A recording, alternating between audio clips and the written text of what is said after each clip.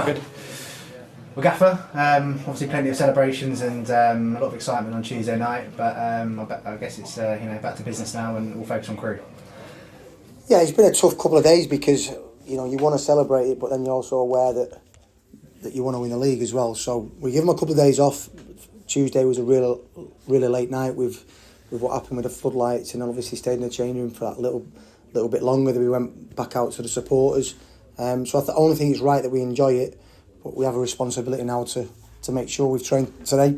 We just got the cobwebs out of us, and hopefully we can be at full throttle tomorrow to hopefully be a special day, a special occasion.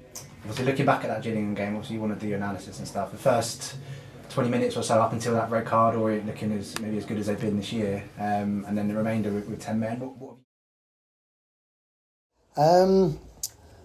I think the biggest thing is that we was brave. We played from the back really crisply, but then when we got into certain areas where if we get the next pass forward, we can really hurt them. We just turn it down too many times and come back into an area, and then we had to play through them again, and then we got into a pocket and turn back. So we had to do probably 3 or 4 phases to get to the same part of the game, what we could have actually done in one phase. So, we'll remind the players of that. We'll work on a few things. Crewe will be a little bit different. I think that the manager's gone in there mid-season, done a good job. His first game was obviously a victory against us in the FA Cup. So I think he's done a good job. He's got them safe. They had a bit of a wobble, but now he's done really well in the recent weeks. And Crewe are always a club that historically play really good football, produce young players and sell them on. And it looks like they're trying to get a little bit of their identity back. It was a big chance for your group to become champions maybe this weekend or on the week after. Firstly, in terms of the spirit of that group, you've seen a couple of videos on social media that's obviously gone down really well with the fans. First of all, the wagon wheel, which I'm sure you're sick of hearing this year, but it kind of really shows together the team spirit and just kind of how close-knit that group is. Yeah, I've not heard it too often because I try and stay out of the changing room up until the last 7 or 8 minutes before we're due to go out. But the first couple of times that I was in the changing room and I heard them, I was like, what on earth are these songs? We've got Hallelujah, we've got Wagon Wheel, which is a country and western, and usually young players, they like the hip hop, they like rap, whatever it might be. And I was like, but then the buy-in that everybody, obviously got a lot of Christians in the group. And you know what? It's probably 2 or 3 occasions this year where I've been in a little bit early and heard the end, and it's emotional. It gets you. So the players have had buy-in from me. We've just embraced it. The feeling that you get when they're playing that and everybody's joining in and they're singing it and what have you. It's really, really powerful. So, I think whereas at a stage where what on earth is this? It's now we've all embraced it, and and credit to them lads that have continued. And we've got 2 or 3 songs that they played before every game. So, yeah, I think it's really powerful. On to this weekend again. Selection, obviously one of the issues will be Omar Beckles in terms of his suspension. A few options for you to choose from as well in terms of who will replace him. Yeah, well, we've got Jaden Sweeney back. Jaden's been out injured for the last week or so he's back. We've obviously got McCarthy who come on. Shadrach now is back in the squad. It's not ideal losing Becks because he has a presence. He's a good leader. He was disappointing because I don't think it was a sending off.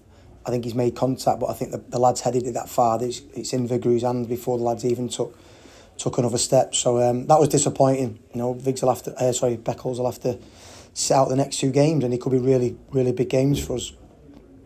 But we do have cover, especially now Jaden coming back in. We've obviously spoken about the last 2 home games and how you want to try and make it memorable, and the scarves is one of those ways. So I guess if you just want to kind of tell us again is what you're wanting this weekend from the supporters and how they can make a difference. No, I mean, like I say, we've got 2 home games. Let's make them really, really special. I took my son to the Carabao Cup final probably a month ago, and Newcastle had their mosaic black and white on their side, and Man United everybody had red scarves. They held them up, they spun them round in the air, and obviously it makes it for a fantastic spectacle.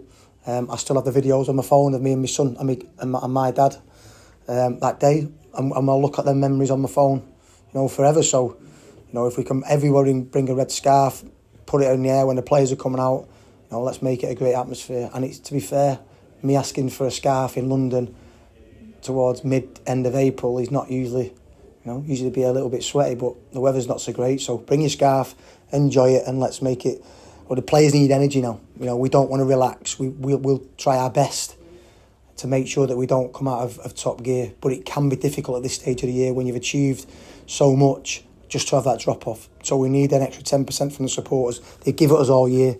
So let's have two more home games where they're really, really behind us.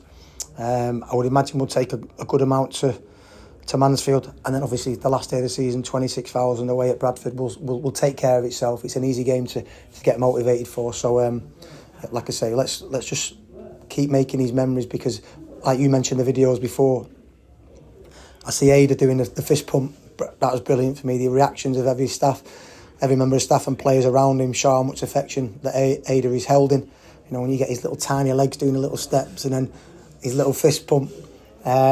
It's just brilliant to see, and obviously all the players enjoying themselves, and they deserve to enjoy themselves. I feel proud that I'm part of a journey where the likes of Adam Thompson, Darren Prattley, Moncur, Sadler, it's just another one of their promotion. But then also we've got a lot of lads, Omar, Viggs, and a lot of the younger players, it's their first promotion. So I feel really proud that I can have played a part in that. So let's keep it going. We've achieved a small part of what we wanted to achieve.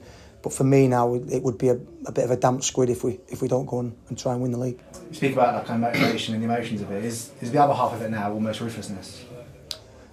I think I've got a ruthless side to me where, you know, these certain things where I've took people out of the team. You look at the Harry Smith situation, I won't stand for complacency. In previous clubs, other people have said, no, keep dealing with it, keep dealing. I have a certain set of values that I will never ever waver from. So I want the players to enjoy it. They've got an opportunity to have the best 3 weeks of their lives. You know, these opportunities don't come around very, very long. I played 700 games in my career. I got 2 promotions. They're difficult to achieve, because every season you've got 24 other teams that are in the league that are fighting for the same thing. So they are difficult. So they've got an opportunity to really enjoy these next 3 weeks. But we enjoy it, but we still keep our professionalism. Our attitude and desire has to remain the same. Just finally, in terms of injury updates, you mentioned Jaden Sweeney getting close. Theo Archibald and Dan Happ, obviously we saw Dan enjoying himself on Tuesday night and got his top off, which... He didn't look injured then, did he? Eh? Didn't. So how far away are those two in particular? Dan will make an appearance before the end of the season. We're not going to risk him. We don't need to risk him. But I think it's only right that, for me, he was one of our best players in the first half of the season. A clean sheet record in the first 23 games was ridiculous, and he was a huge part of that. So I do want to reward him with an appearance, whether that's a start and if he's ready to go.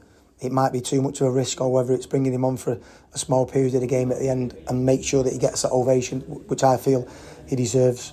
Theo is exactly the same. He deserves to be in and around this. He's done fantastic all year. The testament to him is the fact that he has no ACL, but he can nearly play, which is very strange in itself. And the fact that he shows desire to... He wanted to play, but we just can't risk him. There's no point in setting him back long term. So I would like him to be on the pitch at some point during the last 4 games as well.